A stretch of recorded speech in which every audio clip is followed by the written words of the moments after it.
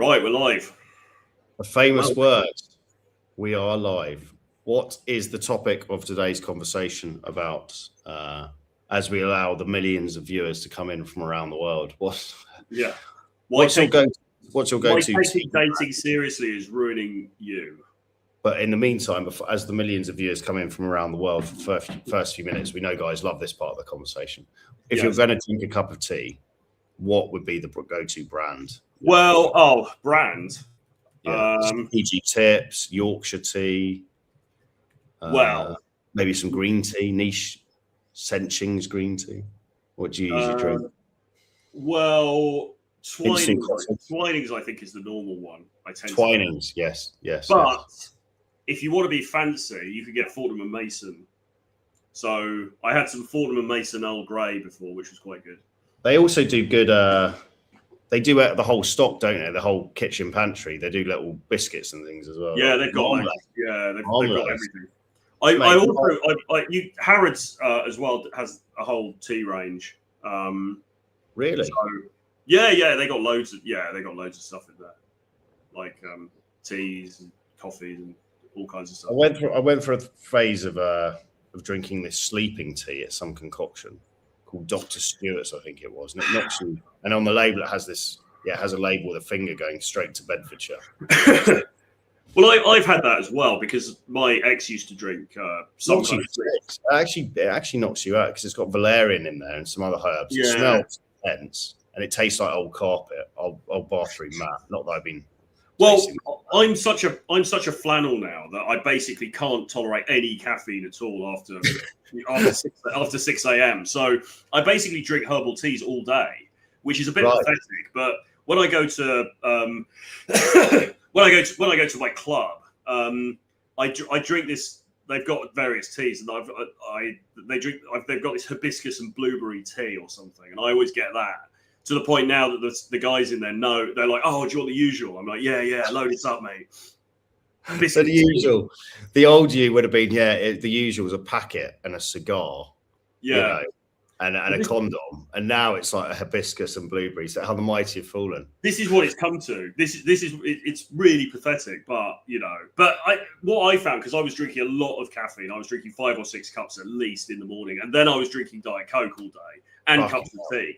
So you're just like permanently wired, and it was really spiking my anxiety. So I found this. Like I have like 1 cup in the morning, and then I just go to decaf or tea, herbal teas, and it's just a lot better. I think. I think that's. I do love coffee. I don't want to really swear off it totally, but you feel it's hard, isn't it? Because I'm the same. I'll down a bit of caffeine, maybe 2 milligrams before the gym, but then after the gym in the morning, I don't really want to drink more caffeine because I'm the same as you. It just you're overstimulated, but you feel like a bit of a wanker going into a coffee shop, not ordering a coffee, don't you? Well, yeah, but I don't really care that much. I mean, most of them have. The problem is in Brazil they don't really have decaf and they don't really do tea. So it's like you're sitting in a coffee shop. What are you going to do? Drink a bottle of water? Well, I got my hair cut this morning, and I was in the barber's down the road, and the bloke goes, "Oh, do you want an espresso?" So. Obviously to be polite when in Rome. So I was like, yeah. So I've actually doubled my caffeine intake today. So the stream might be a bit crazy, guys. Well, but it just goes to show actually when you develop a tolerance for something. Because I remember stopping caffeine. I went about 2 weeks just to stop it. A few months. Fuck, the first few days you're just in a brain fog. You feel horrendous, don't you? Yeah. You're used to running. But on the other side of it, I thought you were going to say because your tolerance decreases when you do have it. It kind of hits you harder. So like there was one time I was at sort of late afternoon, and I met a friend in Soho, and he was like, "Oh, do you want an espresso?" And I was just like, for some reason, I was just like, "Yeah, okay, yeah." So I had an espresso. This is about 5 p.m. in the evening, and for the next hour or so, I felt like I was buzzing. It was like, So in a way, it's quite good. In a way, it's quite good because you feel the effect more. Well, same with booze. When I cut booze for 9 months, I reintroduced it. So I had a couple of like gin and tonic cans. They're like 5% cans in the Blocko in the Carnival, and 2 of those sent me like fairly dizzy, kind of like not stumbling around, but I was just like, fucking hell. The old me back in the alcohol days of like drinking regularly, it wouldn't even touch the sides. Yeah. And now that's enough to get me. I started drinking a Heineken off that. And I threw it away halfway through because I was like, fuck, I just don't need it. Yeah. It's crazy how the body will reset. But technically, alcohol and caffeine are both poisons. That's why the body instantly gets, that's why the body instantly gets rid of it. And that's why your tolerance drops through the floor. And then when you introduce it, you only need a little bit. I mean, I try to keep it relatively clean living at the moment. So good for you. Yeah. For you. Yeah. No sleepers or anything. No sleepers. So literally living clean. Yeah. Yeah. For you, man. So without further ado, today's topic. Why taking, if I even start the old Insta, I have. Right. Why taking dating seriously is ruining you, and how and why you should make it a game and the benefits of doing so. So, as usual, we've got some points to run through, and we will do some parish notices in brackets questions at the end. Or if you see fit, pop them up throughout if you think there's any good ones. The key point here is the key point isn't that you need to treat everything like a game. Well, that does help, and we will talk about that. But it's more about what you're getting from that, which is psychological distance. So you need enough detachment to act freely without turning people into props. What goes wrong when you don't treat socializing like a game and take it too seriously? So point number one, everything feels high stakes. If you treat every interaction as this could be something, I don't want to mess this up, you get tension, overthinking, and hesitation. You're performing, not interacting. Do we see that a lot with clients? Would you say just making everything too pressured? Yeah, I think so. Yeah, I mean it because they go into this, or guys will often go into this, and they think about it. We talked about this before. They think about it as this distinct skill set that is completely divorced from anything else they've ever done in their life. So it's like, right, now I'm going to go and do some game. And it's this weird, like, magic. It's like putting on your Harry Potter outfit and casting some spells or something, you know. And so it comes across as a bit unnatural and forced. Whereas actually, you know, really what you're doing is something you've probably done since you were about 5 years old, which is talk to people, communicate with the world around you. Yeah. Yeah. So I think there's a mindset thing that, and we see this in the chat. We see this with guys watching the stream because, you know, the fact that everyone's going on about Steve Jabber the whole time. First Steve Jabber mention, everyone drink a shot. 7 minutes in, you lasted a long time. But the fact that everyone's talking, so this reveals the mindset because people think about it in terms of this really small niche of these obscure, weird characters, right? And it's like this secret thing, but actually it isn't. It's just about going and talking to other people. So when you take that pressure off you, you don't think, oh, well, what would look good in a day game video, or what would, you know, this particular content creator do, or that one do, and you just think, I'm just going to go and have a conversation with this girl. And, you know, shoot the shit. It's a lot more natural, right? So I think that's the key thing, the mindset behind it. I mean, you may have experienced this as well, but when I first got into this, it was kind of this secret underground thing, wasn't it? It was like the game, Neil Strauss. It was like kind of like, no, there's a cheat code here. But the problem with that is it makes it feel weird in your own head. And actually what we're trying to do is it's a test of normality. Yeah. Go around your life, be social, be upbeat, be playful, be a vibe lifter. And look, guess what? Women and men want to be a part of that energy. That's it. There's no need to overcomplicate it for any guys. Well, there was never really a cheat code anyway. I mean, so running the cube for 20 minutes, you know, wasn't going to get her wet. I mean, what are you talking about? Feels. The amount of times I talk myself out of getting laid, I think, trying to run routines. Yeah. You know, secret October sequence or whatever it's called. Because they're thinking, why is he doing this weird game with me? Why isn't he just trying to make out with me? Or, you know, literally that. And I had a couple of girls like clearly losing interest, and I was just like suddenly grabbed them, and they're like, "Oh, thank God!" like I was literally talking myself out of it in these weird routines. It's like, fuck that. Why are you losing interest? I'm doing the cube, for God's sake. Yeah, just come on. We're not get the right name. I'm doing the square. Can you focus? But yeah, I think a lot of people will read things online, or they'll see. Maybe not even, I mean, see infields maybe, but read things online and they'll start trying to use them. And it sounds very forced and very awkward. And it's better just to, be yourself. I mean, that's the wrong thing. That's the wrong, obviously a very cliched expression as well, but it's better to just be natural. You know, you've got to think about this. you want to come across as normal as possible. You know, Right. you're doing something that's already quite difficult. You don't Mhm. want to then layer on top of that, oh, I've got to talk in this slightly odd language, or particularly for like British guys and they're following American content creators and they start saying these Americanized things. Right. It's just really incongruent. So lowering the stakes, that's a massive thing. And basically, if you're having fun, we always talk about guys that are willing to get in touch, send us an email, info@jamestuss.com or troy@royaltroyfinance.com. I'll send you a very unconventional piece of wisdom. It's a 30-minute podcast of 2 American women talking about making everything fun. They're not related to dating at all.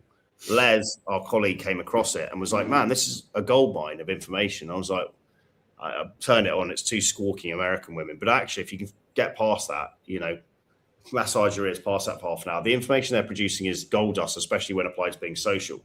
So send us an email, make it fun or something as a title, include your WhatsApp number. I'll send you a link on Spotify. No, we've got no affiliation to them, but it's a very, very useful podcast because clients typically overthink socializing. And if you can make it fun, make it playful, be a vibe lifter, as we always talk about, then ultimately you're enjoying your life experience as the seconds tick by. And lo and behold, people want to be around that energy. People want to be around fun, right? Because life is meant to be fun, right? And most people overthink it, make it serious. So if you can be the fun social guy, guess what? You get laid like a rock star and guys want to be your friend, right? So that's really what we're talking about. Point number 2 on the list of gamifying this stuff, or why not to make it too serious.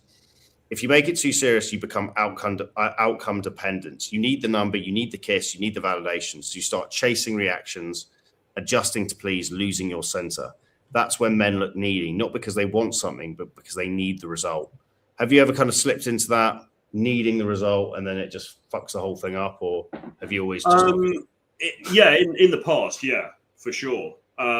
Less so now, because as we've discussed on here, I mean, you know, I think we reached a point where we're just less bothered for various reasons. You know, you've had a lot of experience already. Maybe you're a bit older. You're, you know, whatever. So it's less so now. Like generally speaking, if I go into an interaction, I can take it or leave it. You know, but definitely in the past, because in the past it was so weighted for me because of, you know, the desire for validation, the desire for sex, the desire for female approval or whatever.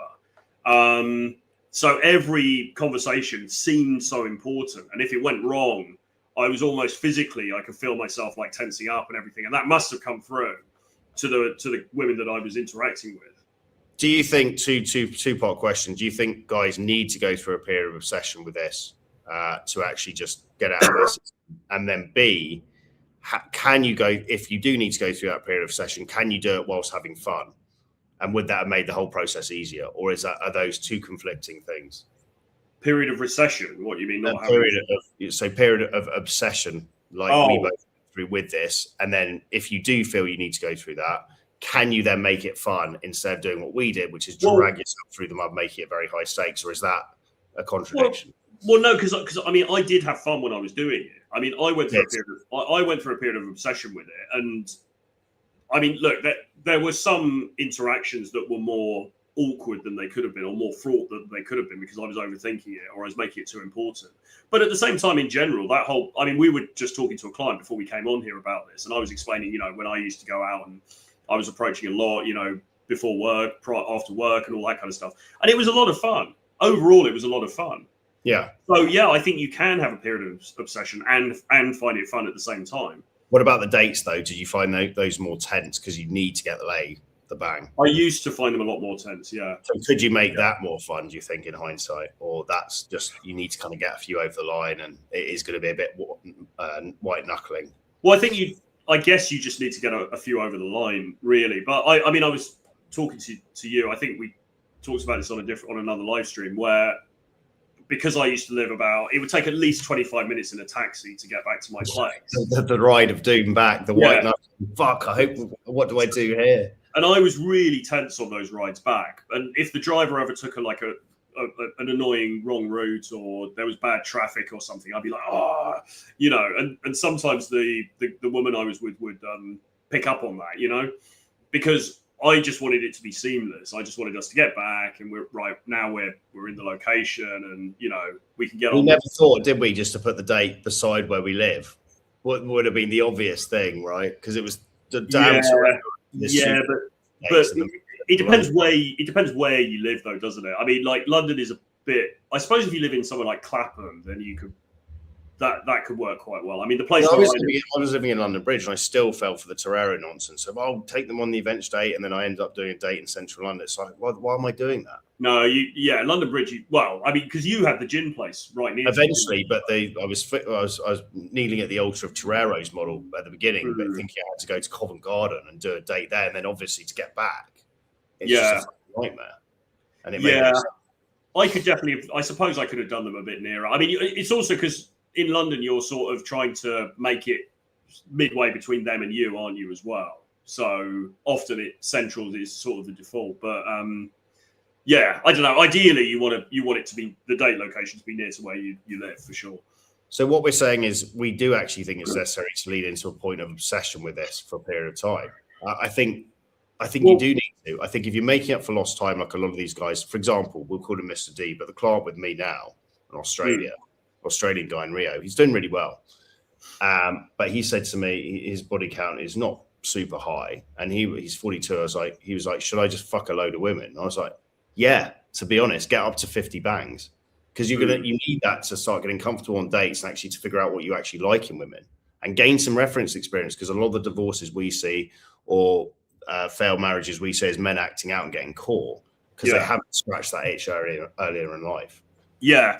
I mean, do you think with someone like him that his sort of relative lack of experience would come through on a date with a woman? It would, and this is where you have to just get the bangs in, and it is going to be awkward, and you just have to get reference experience, because women don't want to fuck the guy who hasn't fucked much. They want to fuck the guy who's had experience and doesn't want to excise the experience by cheating on them. But you need to just fuck women to have that internal reference experience. You can't fake it. Women just sense it. And you know deep down as well, and you can't really fake it. So you have to bang a few birds that maybe they're not the. You have to basically slay a few dragons to reach the princess. You do have to, you do though. You have to just rack up a bit of reference experience, walking anything that moves. I think I genuinely believe that, actually, looking back. Well, it comes through in very subtle ways, doesn't it? The way you carry yourself, the way you hold eye contact, the way you handle tense elements in the conversation, all of these different things. It comes through on a micro level. So you can kind of fake it till you make it. You can go in there and method act it and sort of pretend. If you haven't had a lot of experience, you can do that, and that might help a bit. But in the end, it comes through micro expressions, doesn't it? And that's very hard to control. And the rich get richer. I mean, we've got one client now, Wigfield, who came to us about 4 months ago, virgin, maths teacher, and now he's fucked like 8 women. Saturday night dance, I like the way you move. Is that Wigfield? Or is it? Yeah. Yes. Saturday night. Anyway. Does he even know that that's what his nickname came from? No, he just said, I like the name Wigfield. He has no idea what. Wigfield. Anyway, he got the monkey off his back in Colombia. Banged a girl. He won't admit this. It doesn't. Most guys won't know who the hell he is. But his archetype is he's an Indian guy living in the Netherlands, maths teacher. And he got his first bang age 38. Recently in Colombia, and since then he's banged like 6 or 7 women. And it's just he's now he's walking a bit more confidently. He's just got this air, a bit of a swagger to him, dare we say it? A bit of big dick energy coming through. He's in a Pete Davidson, isn't he? Yeah, and it's a physiological thing. It's not something you can really fake. You could probably try, and as I say, faking it till you make it. I've definitely been on dates in the past where I've pretended to be more confident than I was actually feeling, and that's a good thing to do. But isn't that that's so? I would say that's good game. That's playing the scene to get the optimal result, right? And a lot of guys are like, "Oh, it's being inauthentic." It's like, no, you're engineering the scene to get the best from it, to give the person the best experience and also get what you want. That's just so. I definitely, and even today, there's sometimes an occasion where I meet someone and I think, oh, she's really beautiful. Actually, is she above my league? I mean, what does that even mean? But there are those ones, and it's not that I have to do anything huge, but it's like, right, I'm just going to play this in a certain way that's going to show me in the best light, And if there is any sort of hint of nerves or anything like that, I mean, generally speaking, I don't get any nerves at all when I go on a date. But I mean, I'm thinking back to that one in Warsaw, who I just really liked, and I wouldn't say nerves, but it was a bit like, oh fuck, actually, she is really attractive. And so, but in that, I knew what it should look like. I knew how I should behave, and so I just behaved like that anyway. And it worked. Makes sense. Point number 3: why you shouldn't take this stuff seriously. Rejection hits your identity. If it's serious, then rejection means something is wrong with me. So either take it personally or avoid it next time. Then your behavior shrinks. Super important. And then linked to that, point number 4, you stop taking risks. So if you make something high stakes, you have a low risk tolerance. It's kind of a paradox. You play it safe, you filter yourself, you avoid tension. What kills the very thing that creates attraction? So yeah, being bold, taking social risks, saying the stuff without a filter, be willing to ruffle people's feathers, and it all stems really from self-amusement, because if you've got this self-amused piece that you are the main character, you're not out to deliberately fuck people over, but ultimately other people's realities, it doesn't fucking matter. It's not your life, right? So you should go in there, look to lift the vibe, but also have fun. And sometimes that's going to involve taking risks, saying stuff without a filter, blah, blah, blah. Why not? Don't filter yourself. Super, super important. Any comments on that one, Senor? No, I think that's all pretty self-explanatory. Okay, number 5, you burn out fast. So if every interaction matters, you'll last 3 approaches or maybe 5. Then you get drained, you analyze everything and call it a night. That's not a training environment, that's a stress test. And this is now moving on why treating it like a game actually works. So it's not childish, we're not being manipulative, but just low attachment, high engagement. So if you think about playing a video game, for those people that played a video game, you're really immersed in it. It's really entertaining, but you're not attached to the outcome. You die on the level, you just respawn, right? You don't give a fuck, it's on a screen.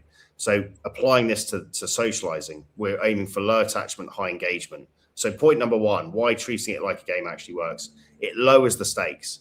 Game frame is, let's see what happens, or I don't mind what happens, let's experiment.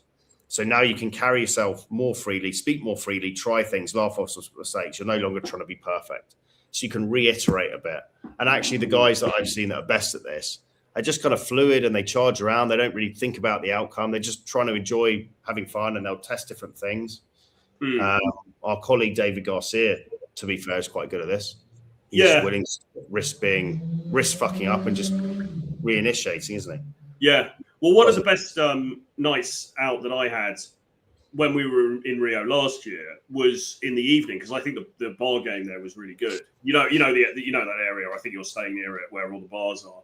And I remember going there with a couple of students, and nobody was really getting stuck in. So I was like, okay, right. So I'm going to go and talk to some people, and I just started going around and talking to people, and sometimes, girls that I wasn't necessarily particularly interested in, but just to get me warmed up. So I started talking to, and the other thing as well, if you go around and you're sort of smiling, not in a kind of, gormless buffoon way, but if you're kind of smiling at people, often people will reciprocate that smile. Yeah. And then it's quite easy to then go in and sort of just say hi and everything. So I went around, I sort of talking to a couple of them were ones that I wasn't particularly interested in, but they were cool girls, and it was just shooting the shit, asking about their tattoos or their jewelry or whatever. And then I was warmed up, and then I started going around and talking to ones that I was kind of more interested in, and those went really well. And I started to get a bit of a high off of it. I started to get like that momentum, and that this is what happens on, like, say, a night out, or even if you're out in the daytime, the momentum within the session builds up. And I was like, actually, fuck, this is actually pretty good. Because if you remember last year in Rio, I was sort of like not in the, I was not in a great mood at the beginning of it. But that night, talking to those people, that was the first time I was like, oh, okay, actually, this is pretty fucking cool, Yeah, so you're lowering the stakes there, you're just having fun, trying different things, just building momentum, aren't you? Yeah. Not taking it too seriously. Not overthinking it. Again, not thinking about it, just doing it. Yeah. Super key. So another reason, point number 2, why treating it like a game actually works, increases volume reps. When it's a game, you stay longer, you do more interactions, you recover faster. So you're not emotionally drained after one rejection. You're just playing. And again, when we play like children do, we're unlocking the subconscious, the superconscious. The reason children are constantly having fun is they're playing. There's a great quote from Heraclitus, I think it's called.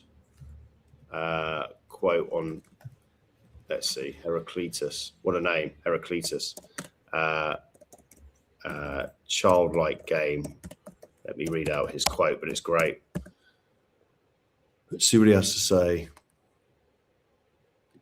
Heraclitus. Those who approach life like a child playing a game, moving and pushing pieces, possess the power of kings. So not taking stuff too seriously.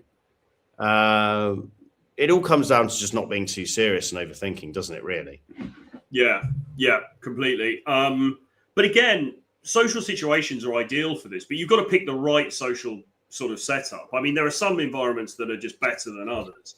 And one of my favorite things, actually, I mean, we're talking about, fundamentally, we often talk about day game here, but I mean, actually, one of the best things for doing this is more like evenings when it's kind of warm outside and there's people outside bars. That's the best environment because people are already in a semi-social. It's not a semi-social mood. It's not like night game where you're going into some banging club and there's VIP tables or anything like that. But you've got people out in the street, they're walking around, they're having a drink, they're standing outside the bar or whatever. That kind of vibe is really great. And you get that in Rio, but you get that in London as well. And you get that in probably most cities, which has got a bit of a bar area, Yeah, so, we're going to have, I'm taking the clients out to Blocos today, right? Blocos in Rio, they're big street parties, everyone's drinking in the sun. I mean, it'll be fucking fun. Initially, the point we need to remember is we're never going to feel like socializing. So, like, I'm sitting here now, I go out to the Blocos in a few hours. I'm in a low frequency state. I haven't done any exercise. I haven't been to the gym. Woke up a few hours ago. Obviously, I'm talking to you, but I'm not like socially bubbling yet. So when I go in there, I'm going to feel a bit of resistance. I'm going to feel like, the brain's going to come up with all the usual reasons. This is whatever. You just fucking ignore that shit. Speak to the first 3 people you see. Cheers their glasses, whatever. And suddenly 10, 15 minutes later, you're feeling alive and you're just having fun.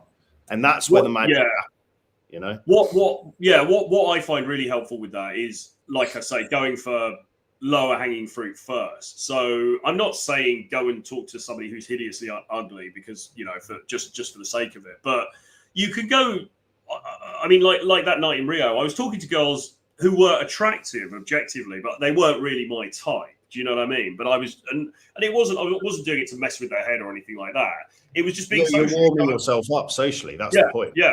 But just go over. Hey, listen, those tattoos are really cool. Where did you get that? What does that mean? Shit like that. And they're like, oh, where are you from? Oh, from London. Blah blah blah. Back and forth. And then anyway, guys, have a great night, and then move on to the next one. So you've had a bit of a positive exchange. It wasn't some kind of deep, kind of because you wanted to get with her or anything like that. But then you're warmed up. So then when you do see somebody that you're attracted to and you want to, move things forward, it's so much easier then to do that, isn't it?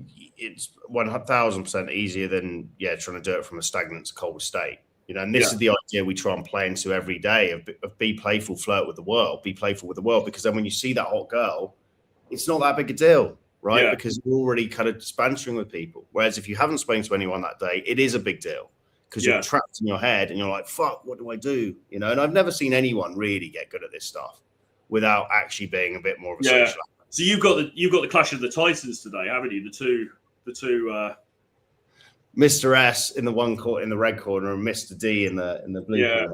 And they haven't, I've never met Mr. S either. So flesh. I've had my run-ins with him over the phone. So let's see what he's like. Should be fun. Number 3. You become more expressive. So less pressure is less filtering. Please more, lead more, take more risks. That's where your personality actually comes out. Again, self-amusement. Number 4, you detach from the outcome.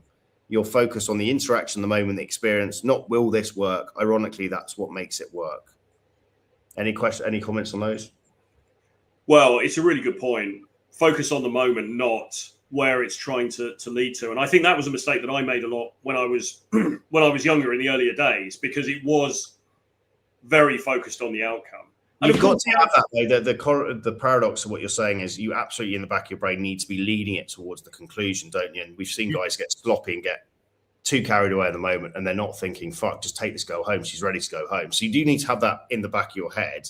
But at the same time, you need to let go and actually be free, which is a paradox, isn't it? It is. I think, one way to think about it, though, is that if the objective is, I want to go home with somebody tonight, that's the overall objective. And then you go out and there's loads of people around and there's loads of attractive girls there. You're going to speak to one, and yes, it would be nice if it was her, but it's not the end of the world because there's a load of other options here. So you talk to her, you give it your best shot, you have some banter back and forth. But if she's not into it, then it's like, okay, fine. Anyway, have a great night. And then you move on. So in that sense, you're not making it super important with her specifically, because the objective of the night is still in play. It's just not going to be her. It may be one of these other people, Yeah. You can hold those two things simultaneously as well. They don't necessarily have to contradict. Yeah. You can be in the moment having fun, but you can have an overarching goal you occasionally kind of think about. So, well, I heard it said once that game is not about trying to get that specific goal. And this is the problem that guys will have when they come to this, because often guys will be like, oh, well, there's Sharon in accounts and I've fancied her for years, and I want to learn some skills to kind of make something happen with her. And it's like, it's probably not going to happen because she's already put you into a mental box. And you've put her into a mental box. The universe has a really sick way of, whenever you pedestalize a girl and you make her like, I've got to get that girl, you never get that fucking girl. Yeah. So the point is not to get with Sharon. The point is to develop a skill set so that you, in aggregate, your ability to attract the opposite sex is increased overall. So true. Yeah. Play the game, not the girl. Right? Yeah. Play the game, not the girl. Don't change for that one girl. Treat them all as, these playful, fun objects. Yeah. In a loving way, right? You use mastery. And then lo and behold, you get certain options. Yeah. I'll never forget Sharon, though.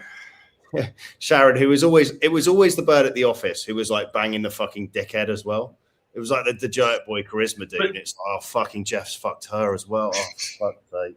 But you know what happens, though, don't you? You must have experienced this, where in an office situation or any kind of small, close situation, there are girls who, over time, they just become much more and more attractive, because she's made. And outside, if you weren't working together in that space, you probably wouldn't be bothered. But in that space, you wouldn't touch them with a barge pole, would you? But they'd gain situational hotness because we're exposed to frequency of being around that woman. Yeah, right? Yeah. Well, which is weird though, because when you in a day game context, you see the most hot you ever think about the girl is when just before you approach her. But then as soon as you're speaking to her, she diminishes hotness, doesn't she, as you go? Yeah. So it's weird that it kind of works the other way if you're around them a lot in a kind of a work context. But I know what you mean. Like there's girls that would gain relevance to me in that context. And I'd start thinking about being, it'd be quite hot to have sex with her. But I wouldn't, if I saw them on the street, I wouldn't look twice at them. Yeah. But are we bonding to their personality more then? Well, maybe we are. I mean, maybe personality actually counts, guys. Who would have thought it? Eat that, clavicular. Point number, whatever it fucking is. You build self-trust. When you treat it like a game, you act more. When you act more, you gather evidence. I can handle this. That's real confidence, not affirmations.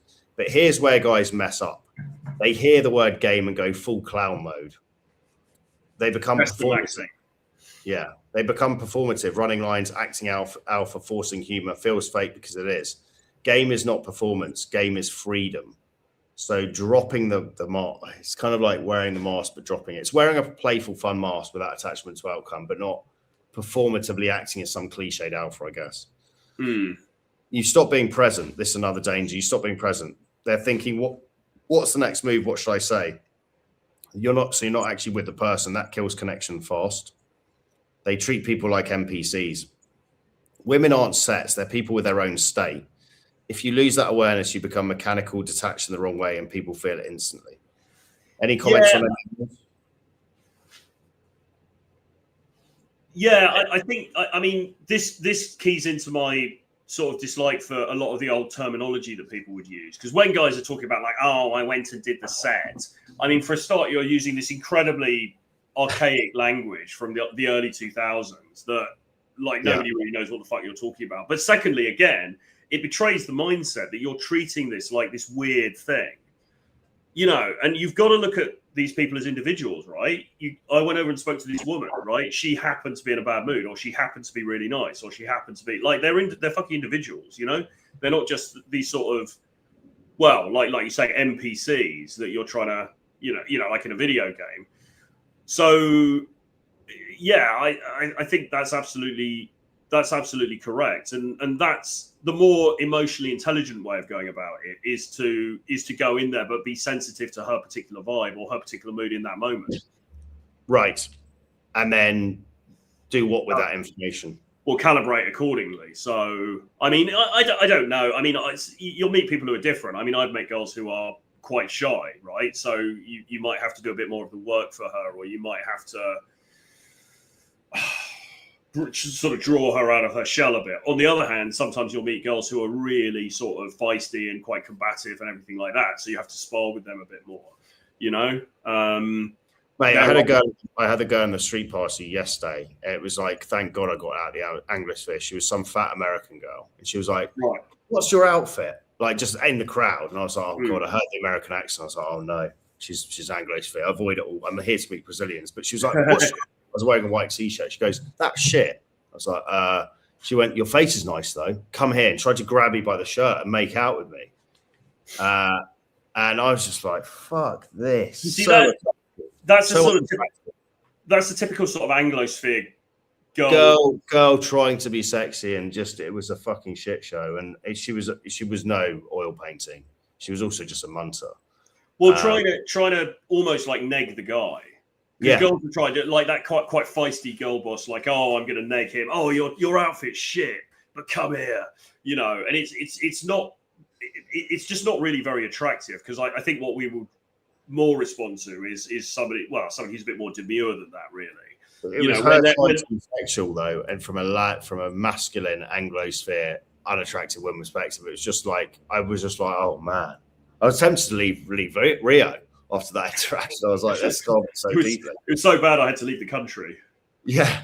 But I was like, oh no, this is, and then it immediately got talking to someone else, very feminine Brazilian woman, totally different experience.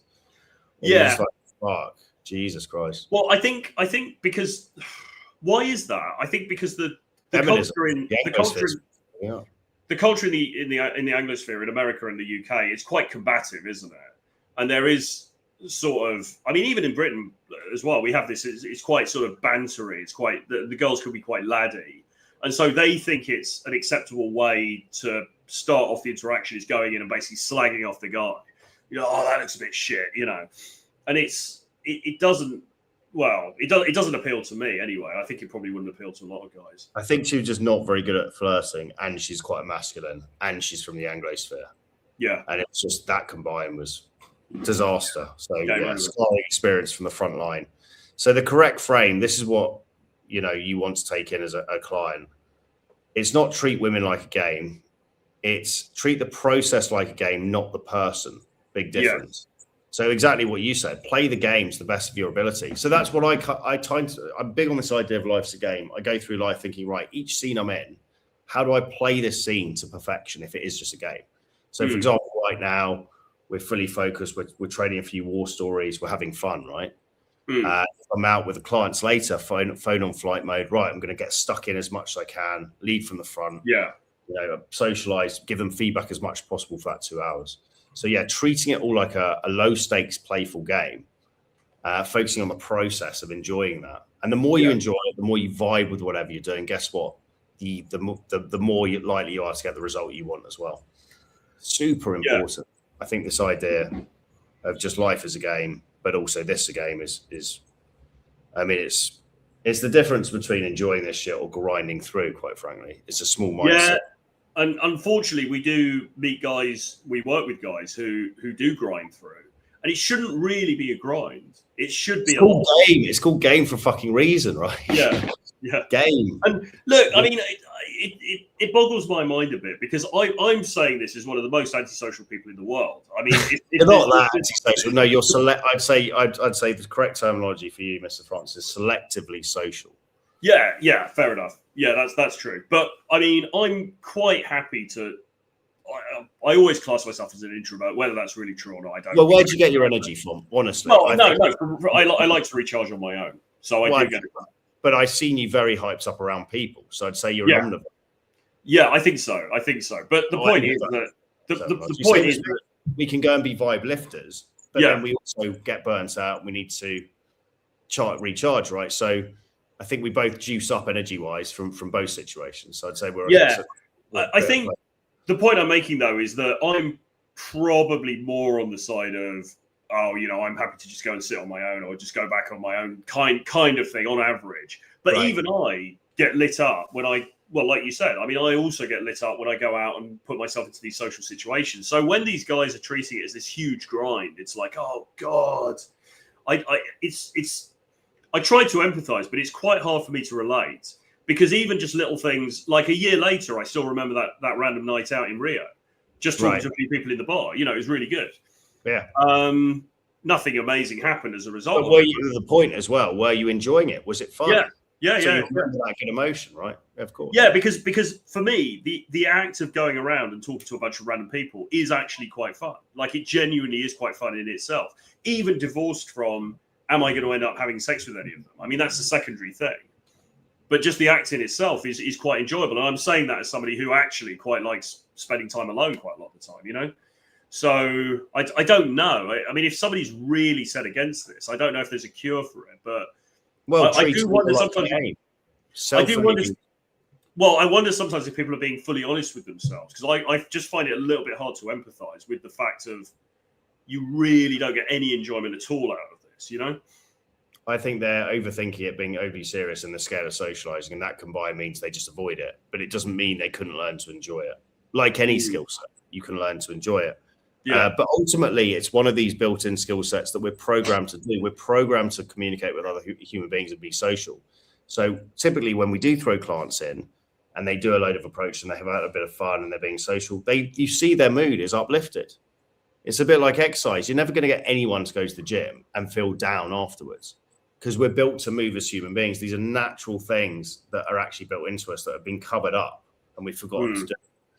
But yeah, so we're all built to be social underneath it all. You may have just forgotten the art of doing it and the importance of doing it. So you want to balance both. You need lightness so you can act freely and presence so you can connect properly. If you're too serious, you freeze. If you're too playful, you fake. You're kind of becoming a clown, but it's rare we see guys being too playful. The sweet spot is serious about your growth, light about each interaction. So if you want to take this serious, if you take this too seriously, you will hesitate, overthink, and burn out. If you treat it like a game, you'll act, learn, improve. Just don't confuse game with being fake. It just means you're not attached to the outcome. So play the process, respect the person, don't attach to the result. That's it. Be playful, treat it like a game, and don't have any result needed either way. Yeah. You'll find, and again, to just talk about this life as a game concept. I'm big on this idea of seeing yourself as a playable character, right? So you're just first-person point of view, you experience thoughts and emotions, but throughout the day, flick to third-person point of view, looking down at yourself like it was a CCTV lens.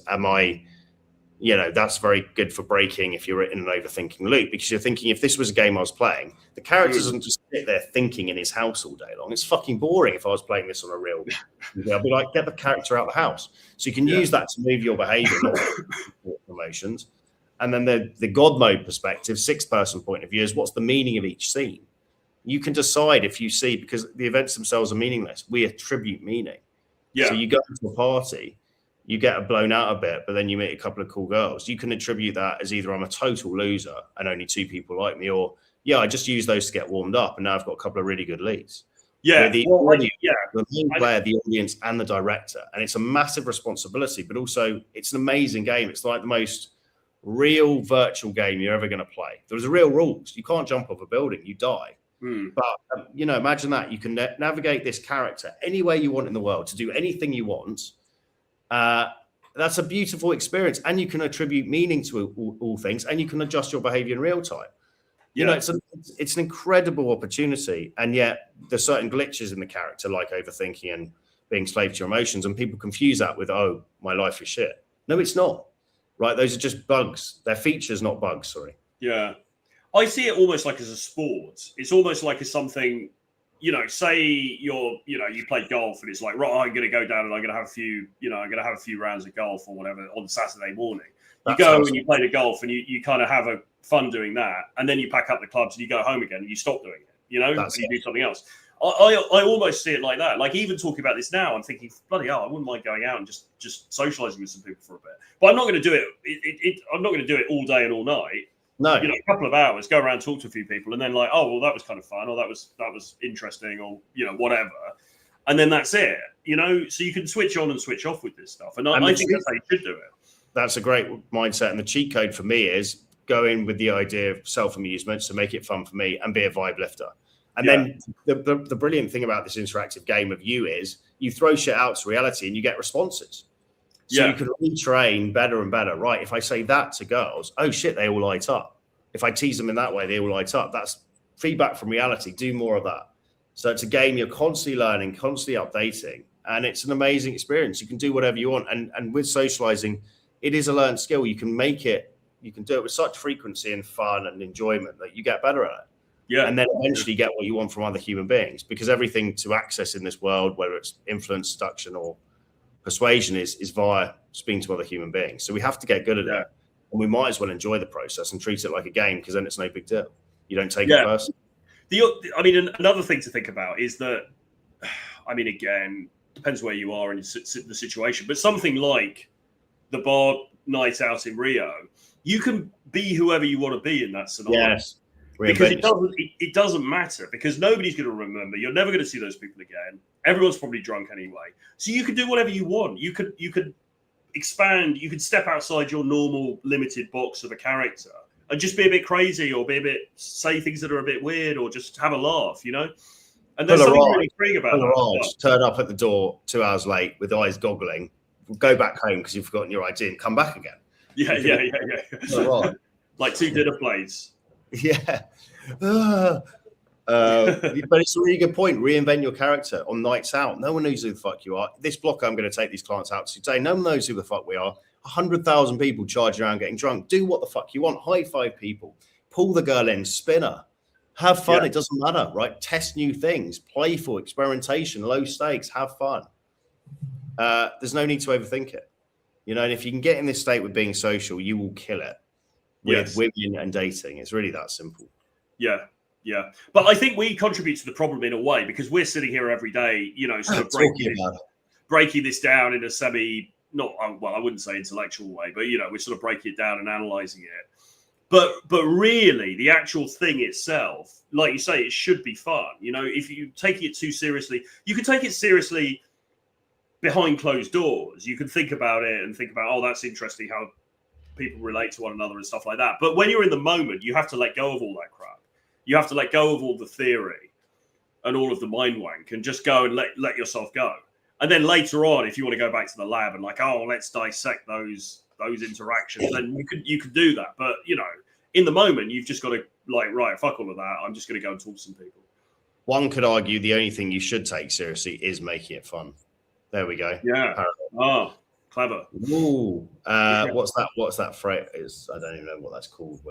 Whatever. Any parish notices to go through? Well, let's have a high amount of women are not with their first choice. Gerard Windsor. Yeah. Here we go. One of these different. He comments a lot. Let's see what done so with approach for several years now. Hasn't helped. Puts me in a bad mood. I'm not sure what he's referring to here, actually, but puts me in a bad mood, and I'm mentally exhausted at the end of the day. No help was useful from psychiatrists, psychologists, or medication. He's saying he's done with cold approach, I think. Well, again, did you ever get feedback on what you're doing? Did you know what you were doing was right? Or did you just go out, suffer a few blowouts, and then call it a day, like most guys who supposedly get good at socializing? So maybe clarify that. Yeah. If you're still on, clarify what you meant. Here we go. Another Dick in Hand King. He's constantly... Raj Deep Gill. Life is seriously the Anglosphere, guys. I think it helps if you shift your environment where it's more playful and the vibe is open. Then you can internalize that vibe. Well, yes and no, because so I'm in the Anglosphere now, and James is in Rio. So is the atmosphere on average going to be lighter and more playful and more fun in Rio Carnival? Well, yeah, obviously. But guess what? You can still go out in London, and if it's up to you to bring that energy. You can still have fun conversations with people, even in bloody February when it's freezing cold in London or anywhere else. 100%. You can still bring the fun. People are still having a laugh. So yes, I mean, if you can travel, you come and meet us for a boot camp. Come to Guadalajara or Bogota or one of the other places on the list. But short of that, you're responsible for bringing the party in wherever you happen to live. And we've had a great laugh in many places, haven't we? I mean, I've had a laugh with girls in bloody, like we were saying, St. Petersburg, where the snow was up to here, and everyone's walking around and they're all like in their babushka, like fur coats and things, and miserable. You can still have a banter with people. That's your job. You've got to bring it out of them. Yeah, be a vibe lifter. That's the one phrase. Just think, right, every situation you go in, how can I lift the vibe? How can I make it playful and fun? So that automatically means you don't need anything from the situation. And so you're more likely, law of attachment, more likely to get what you want, right? Lift the vibe wherever you go. Be playful, tease, ruffle feathers, have fun. Be the emotional drug dealer of good emotion, right? So, but Troy's also right. Yeah, you can absolutely engineer it. We live in a beautiful time where you can be anywhere on the planet within 12 hours on a flight. Get on a plane to somewhere that has more vibe. I definitely feel more alive in, say, Rio in the sun, where there's people are very social as a natural lifestyle product, than if I was sitting in Belgrade in the cold wintry months where people are actually quite antisocial anyway.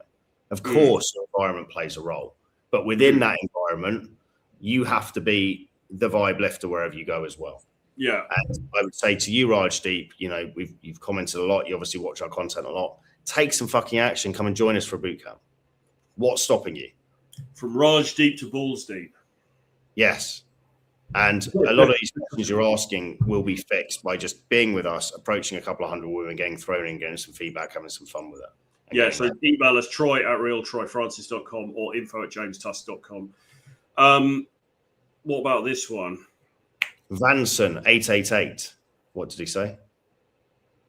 What's your views on mature UK Asian guys gaming in London punching upwards with 20 to 25 younger women age difference versus South America? So Troy is the poster boy for this. He is 51 years young and he regularly dates in the Anglosphere mid-20s to late 20s women. So yeah, I mean, look, we've touched on this many times. I mean, yeah, it's definitely possible in the Anglosphere. It's easier in Latin America and Eastern Europe because the feminism isn't a thing, so it's perfectly normal for a late 50s, early 60s guy to be with a smoke show 25-year-old because that's just how the masculine and the feminine interact in non-feminist environments. In fact, if you're in Russia, Ukraine, and you're a well-put-together late 50s man, you're not with a smoke show 25-year-old, people think you're a fucking weirdo, quite frankly. So it's culturally, it's going to be easier in some of these other places. Is it possible in the Anglosphere? Yeah, it is. But again, you the fact that you're asking the question suggests that maybe you haven't been doing much. No, and what I find fascinating about this is we're not saying everyone has to live my nomadic lifestyle, just move countries, right? It's not viable for a lot of people in the Anglosphere and Western Europe. But what you can fucking do is get on a plane and join us for a boot camp. I mean, I'm in Latin America now. Troy's coming out in April. We've got programs coming up in Guadalajara in Mexico City early April, Bogota, Colombia mid-April, Buenos Aires end of April. These are 3 amazing places to meet women in the Latin American summer. Just have a cool experience. So I don't get the resistance of on a fucking plane, right? And just coming over and experiencing it. Do so. Send us an email. Join us in Latin America in April. Indeed. Are we choosing partners based on compatibility or presentation? Both. You have to look at the girl and be visually attracted. Obviously, there's got to be sexual attraction there. But afterwards, do we vibe? Does she get my sense of humor? Do we have kind of some things in common we can talk about? Both are important. Troy has read many books. I would debate that. I'm just read more than most people have had hot dinners, to be honest. Indeed. Went out yesterday, didn't talk to anyone, walked around for several hours. Okay, so you're either in a place where there's not many set. I love these cryptic messages, like I've got to decipher this. Right, so either my Sherlock Holmes would say, either you're in a place like Yeovil Town with old Steve Jab where there's no people, no viable candidates, or you've got extreme approach anxiety, or both. But either which way, you need some feedback on what you're doing. So come and do a session, either in London or overseas, and we throw you in and break the back of the anxiety. Yes, indeed. And I think that's about it, really, for today. Okay. Any final thoughts? Jerry Springer, Troy Francis's final thoughts? Yeah, guys, look after each other out there. No, Make it fun. Make your life fun. Whatever you're fucking doing, whatever activity. For example, we're now on the stream. We're trying to have fun. We are having fun. I'm going to go out to this blocko with these clients later, the street party. I'm going to have fun. I'm going to go to the gym in a bit. I'm going to make that enjoyable. Whatever you're doing, make it fun or enjoyable. And you can't really go wrong in life. Yeah, so thanks. Thanks. I think I need a boot camp. Yeah, absolutely. So look, just drop us an email, troy@realtroyfrancis.com or info@jamestusk.com. And we can have a chat. You know, we can just have a conversation. We can figure out where you are, what needs to be done, and we can work something out or not. But just get in touch, and we can at least address the issue, and we can have a conversation with you. And for guys sending emails, please include your WhatsApp number, because that's what we do. We get the WhatsApp number in the email. We set up a group. We have a chat. Again, we've been doing this for a long time. We know what works. If you're not happy with your dating life, it usually stems from coming out to a place where really hot women, approaching them with us giving you feedback, you're going on a few dates, and then us holding you to account afterwards to bed this down as a habit. That's it. It's not rocket science. You could be like our client, Mr. Wigfield, who Mr. Wigfield's the poster boy for actually dramatic transformation. It's insane. And some of the videos we're receiving, I'm not sure about those, but I mean, they're definitely not safe for work, but they show this progress, shall we say. Yeah. And, also a slightly more mature Asian guy, who's gone from really nothing to now being actually very successful in quite a short space of time, actually. So, and what did he do? He actually just listened to what we said and did the reps. It was really that simple. He didn't talk himself out of it. Yeah, exactly. Cool. Okay, I think that's pretty much it. So we'll do it again tomorrow, lads. Greetings from... Should we do a later one tomorrow? Could do. All right. TBC. Bye-bye.